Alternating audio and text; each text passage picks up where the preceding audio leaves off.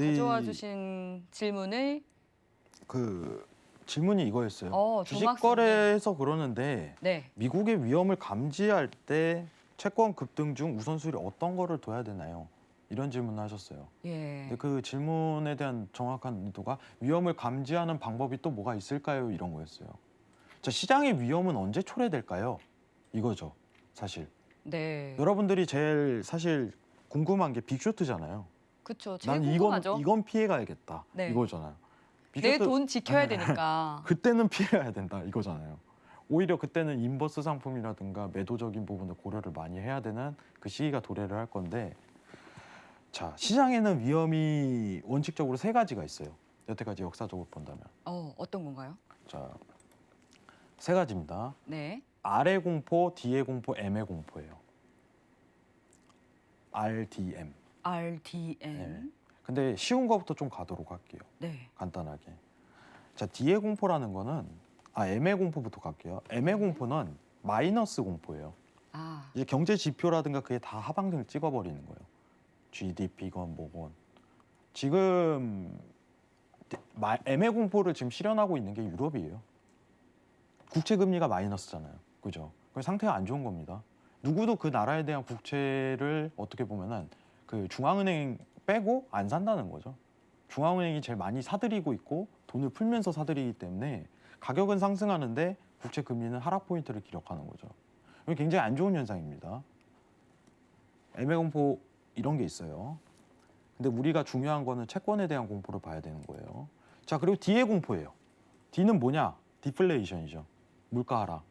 여러분들이 아셔야 되는 게 이제 요새 최근에 괜히 굉장히 언급되는 게 하이퍼 인플레이션.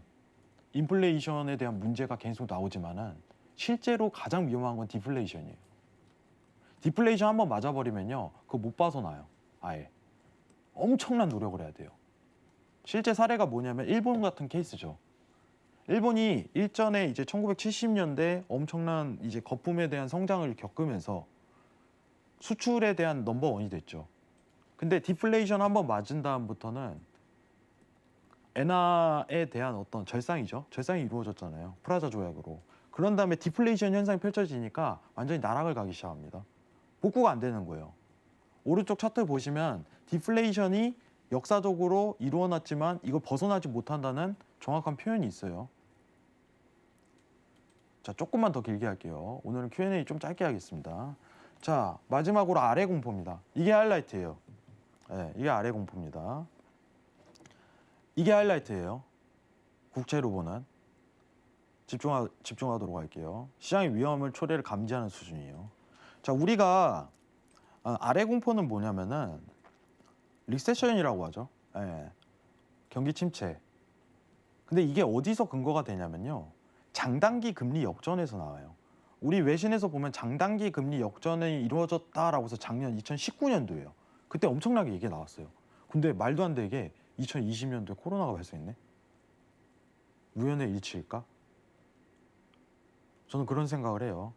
근데 왜 장단기 금리가 역전이 되면은 시장이 왜 위험한지 이해를 해야 돼요. 이게 제일 중요한 거예요.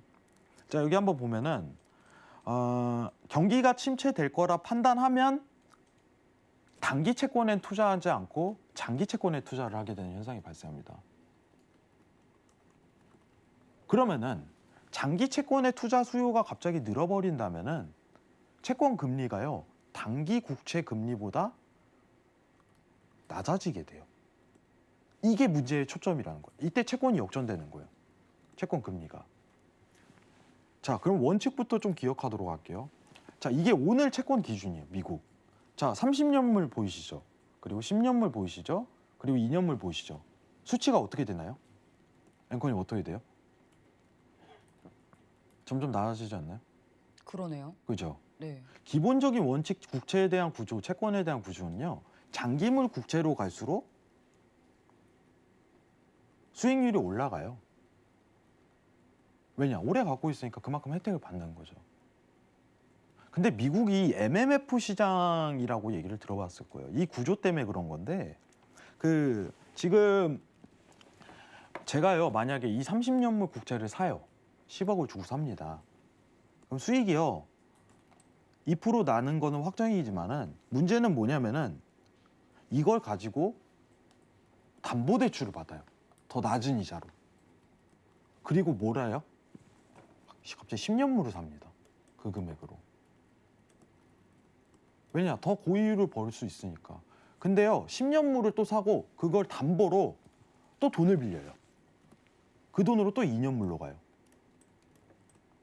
근데요, 2년물에서 어디까지 가냐면은 지금은 이제 소프트 금리라고 좀 표현을 하는데 이제 미국에서 좀 내용이 바뀌었는데 초단기 하루치까지 가요. 1년, 6개월 이런 식으로 갑니다. 이게 MMF 기본 구조예요. 근데요, 여러분들 이 채권에 대한 금리가요 수치가 뒤바뀌어 버리잖아요. 그럼 어떻게 될까요? 30년물이 10년물보다 채권 수익이 낮아져요. 그럼 어떻게 돼요? 여러분들 시장 박살 나는 겁니다. 미국 금융 구조가 박살이 나요. 왜냐? 그 돈이 쏠리는 금액이 너무 많기 때문에. 이게 아래 공포예요. 자, 우리가 보시면 아시지만 지금 1990년도부터 채권 금리가 역전되는 거예요. 지금 이 차트는 뭐냐면 10년물 국채금리 빼기 2년물 국채금리 수익률이에요. 뺀 거예요. 그러면은 원래 0 이상을 띄워야 되겠죠. 10년물이 당연히 국채 수익률이 높으니까. 여기가 안정권이에요. 근데 갑작스럽게 역전 현상이 펼쳐진다? 시장 위기가 도래합니다.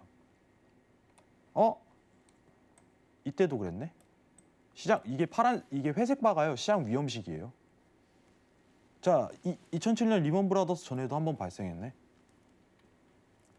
그죠? 또 발생했어요. 그리고 2008년에. 자, 만약에 다음에 여러분들 채권 금리가 역전 현상이 펼쳐진다면은 주식 웬만하면 다 빼세요. 이거는 가능성 진짜 높아요. 아시겠죠? 그때는 주식하는 시기가 도래하지 않을 거예요. 시장에 대한 위험 감지니까. 지금은 어때요? 10년물하고 2년물 채권 스프레드가 많이 회복이 됐죠. 예. 아직은 위험 감지 수준은 아니라는 거예요. 그러면은 지금 채권에 대한 스프레드죠. 차이로 보는 시장에 대한 위험도, 지금 현 상황에 대한 시장은 큰 문제 발생 여지는 없다는 걸 국채 스프레드로 표현돼요. 우리가 생각하는 빅쇼트 이런 부분은 지금 당장 발생하지 않을 거다. 아, 그렇군요. 네. 이게 감지가 되는 거죠. 근데 만약에 갑작스럽게 시장 구조가 문제가 생겨서 쭉 내리다가 한 번 더 역전이 펼쳐지잖아요. 그럼 선제적으로 위험 신호를 알리는 거예요. 금융 구조가 위험하겠네? 라고 평가를 하는 거죠. 왜냐? MMF 머니마켓 펀드 시장이 이런 구조로 이루어져 있기 때문이에요. 그럼 금융 구조가 꼬이면서 왜냐면은 담보성을 지닌 상품, 이 담보대출을 받을 거 아니에요. 이 국채를 담보로. 그럼 이 구조가 꼬이게 되면서 금융시장이 꼬이게 돼 있어요. 어떻게 보면 선제적 지표라고도 좀 표현할 수 있는 거죠. 왜냐? 여태까지 역사, 최근 이제 30년 동안 발생한 역사에 대한 순 패턴을 본다면은 이래 왔거든요. 근데 이번에 이제 새로 발생한 게 이제 CA 공포, 코로나 공포 이게 좀 생겼는데 이거는 사실 이제 경제학적인 표현은 좀 아니죠. 그래서 빼고는 있는데 이 코로나 직전에 마이너스를 한번 횡보를 했었어요. 네, 마이너스를. 근데 이제 금융에 대한 어떤 돈을 단기간 내에 풀어내면서 이거를 수급을 막긴 했는데 만약에 이때 이제 통화 정책에 대한 문제가 안 생겼다면 그 어떤 유동화 전략을 빠르게 펼치지 않고 그냥 어떻게 보면 방관을 했다면은 채권 금리가 역전이 한 번 더 드러났을 가능성이 높아요. 그러면 그때는 빅쇼트가 제대로 터졌을 거예요. 말도 안 되는 수치로. 지금 시장은 유동으로 어떻게 보면 단기간 내에 해결을 봤습니다. 좀 변수였긴 했는데 너무 말도 안 되는 금액을 풀었어요. 미국에서. 이제 5천조 가량을 풀었으니까. 6년 동안 풀었던 어떤 미국에 대한 시장 구조가 1년 반 만에 그 금액을 똑같이 풀었다. 과거 형태. 2008년에 이때 5천조를 풀었어요. 미국에서 구조가. 근데 지금 또 5천조 풀었습니다. 1년 반 만에. 이거는 단기간 내에 회복을 할 수밖에 없던 거죠. 그래도 시장은 이제 미국 정부는 부채가 너무 말도 안 되게 쌓인 거죠. 네. 그는 이제 어떻게 보면 한도에 도달했죠. 이제 한 13년간 와 소리가 나오는 거예요. 이 아래 공포가 좀 하이라이트예요, 여러분들. 뒤에 말 중에 R이 하이라이트예요. 이건 미국에 대한 채권 구조를 이해하신다면 충분히 이해 가실 거예요.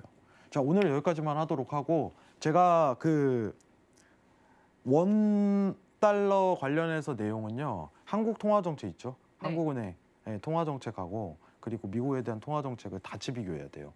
우리 유로 할 때는 유로존하고 미국 달러. 페드, 미국 페드를 집중 분석했잖아요. 예. 원 달러를 비교하려면은 한국 정책하고 지금 미국 정책, 미국에 대한 중앙은행과 한국 중앙은행에 대한 통화 정책 비교성이 필요합니다. 그건 제가 화요일 날 하도록 할게요. 오늘 벌써 32분이네요. 시간이 왜 이렇게 빠르죠? 일단 이상입니다. 네. 네.